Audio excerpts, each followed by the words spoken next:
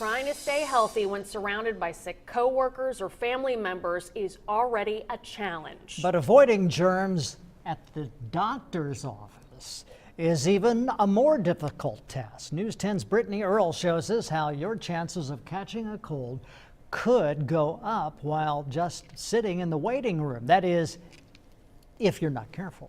The minute you walk into a waiting room, your chances of getting sick could increase. That's because the amount of germs or bacteria that are in a waiting room. You see, some germs can live up to 7 to 8 hours, and even some for days. You see, all it takes is one person next to you to sneeze, achoo, and you're sick. Some viruses from coughs are what we call lightweight droplets, so they're suspended in the air for longer periods of time, so they float around, so we have more of a tendency that we may breathe those in. Other droplets are heavy and they immediately fall to like a hard pore surface, and some of those could live on surfaces for different amounts of time. Vicki Trussler is an infection control surveillance nurse at Union Hospital in Terre Haute. She says all of their offices are disinfected at the end of every day and throughout the day as needed.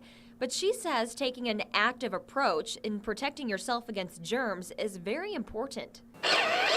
We ask you, if you are coughing, as a courtesy to put on a mask. We ask everyone to sanitize their hands when they walk through the door. Hands are the #1 way to spread infection.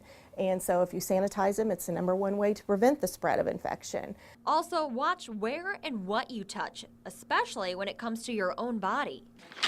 Anytime that you touch one of your so-called mucous membranes with dirty hands, you're going to infect yourself with whatever virus, whatever microorganism you have on your hands. So our eyes, nose, and mouth, what's called our T-zone, are the best way to contaminate ourselves. Doctors say the best defense is to use the mask or the hand sanitizing station, and remember to avoid your T-zone.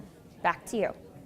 Another important tip Brittany shared with me today is this. The key to using hand sanitizer is allowing it to dry on your hands. Oh, well, see, there's alcohol in most hand sanitizers, and allowing the alcohol to dry on your hands is the main part of the disinfecting process. I'm just making a mess. Sugar, lemon, Just fizz. put it on your paws, Sugar, buddy. all right, fine. And we gotta let it dry. Oops. There you go.